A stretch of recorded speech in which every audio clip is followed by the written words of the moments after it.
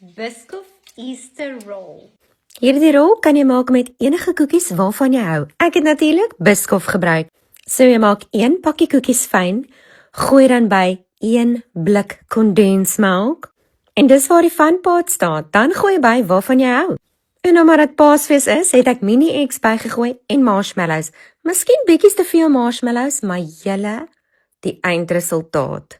Meng alles saam en dan rol jy hierdie soggy deeg storie in 'n rol.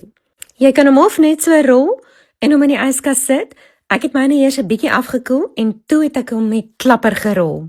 Los hom 'n paar ure in die yskas totdat hy lekker hard is en dan sny jy hom en enjoy. Jy kan dit ook met Smarties of Maltesers probeer. Hierdie lyk lekker. Ja, Appie.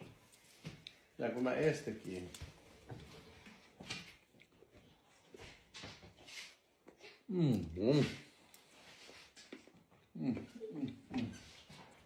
Hierdie flip is lekker.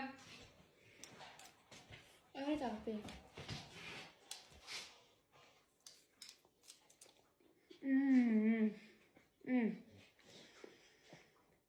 Julle. The Bruce is iets. Ja, presies 'n Biscoff Easter roll.